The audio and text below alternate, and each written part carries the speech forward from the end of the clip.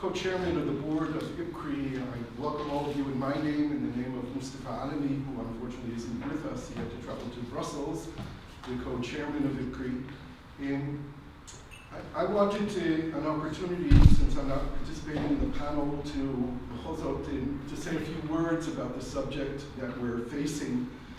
And I think it's only appropriate to begin by being conscious of the reality that's taking place a few hundred kilometers from us up north.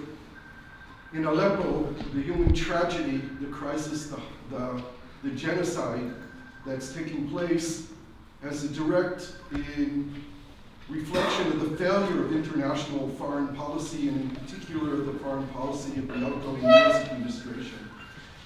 With all the warm feelings that I personally have toward President Obama and the great achievements that President Obama had in domestic policy in the United States, it's not my phone.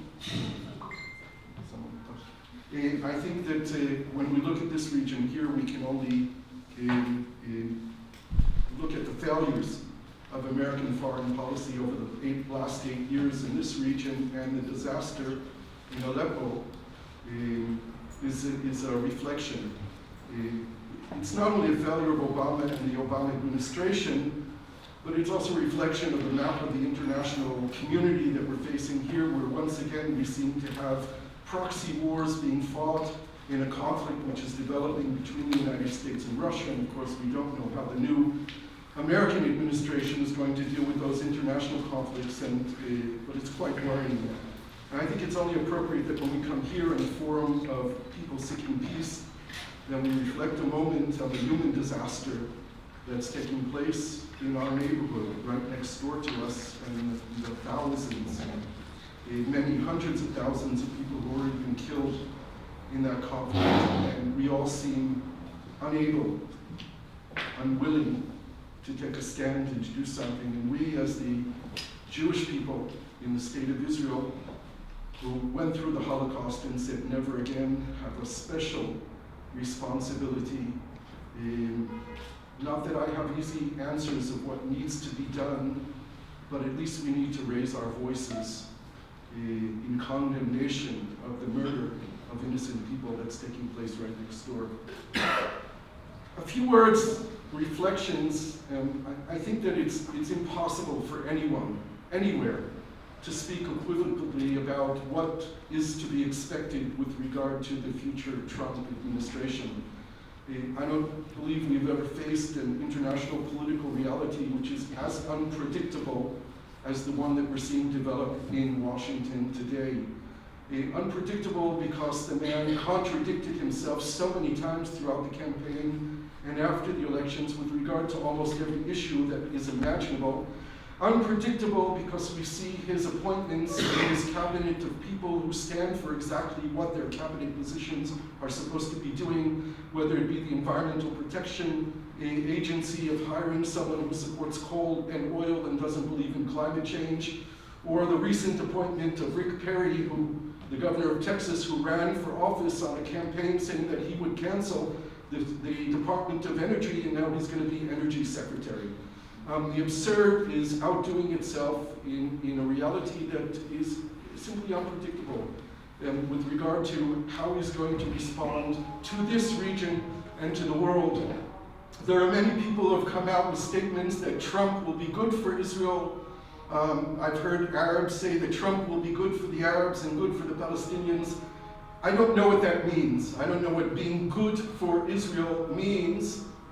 Does supporting moving the US Embassy from Tel Aviv to Jerusalem, is that good for Israel? I have big questions about what that means and what's good for Israel. I was asked by someone in the State Department who's working on transition to prepare some policy ideas for the new Trump administration. And I wrote a very brief policy paper, because I don't believe that anything that Trump will ever read can be more than a few paragraphs long, if that long. And the bottom line of what I wrote in my paper, of what I thought would be best for the Trump administration to do for us here, is to tell Israel and to tell Palestine that we are not going to come to your rescue. In fact, the new administration should do nothing. It should tell Israel and Palestine to stop waiting for anyone to save you. The only ones who are going to save you are yourselves. No one is going to bail us out here. I don't believe that Trump can appoint his son-in-law, Jared Kushner, to resolve this conflict here, knowing that Jared Kushner comes from a family foundation that has spent tens of thousands of dollars in supporting settlements in the occupied territories. That's not going to be someone who is going to be coming here and negotiating the conflict.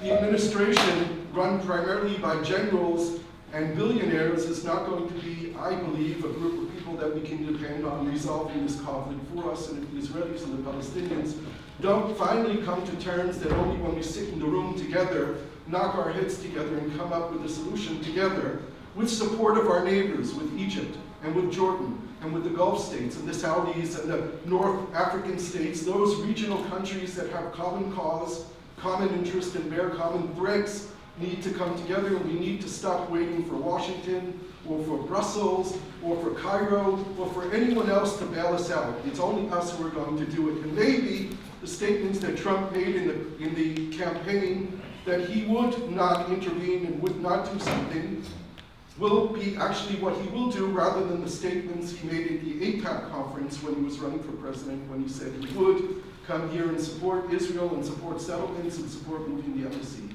We have a lot of very big question marks ahead of us, with a lot of very, very dangerous potentialities out there from doing the wrong things. I don't know how the panel is going to confront it, how they see the future of this Trump administration, which is developing before us. It's a huge challenge for all of us. The one thing is for sure to me, that the more we create opportunities like this one here, where we have Israelis and Palestinians sitting in the same room, supported by others from the outside world, and we together, Israelis and Palestinians, continue to demonstrate our commitment that this is our home, this is our land, these are our countries, these are our people, and we have to resolve it together. The better off we will be in telling the United States or telling anyone else what we want them to do, rather than them deciding for us. This is ours. It belongs to us, and I mean us, Israel, and us, Palestine. And it is us to come together and resolve the conflict. I want to thank all of you for coming. I know it's difficult to come out in this weather. Somehow we always get afraid of weather. It's really great when it rains, and we should have more of it, and more events like this. And thank you for the panel also.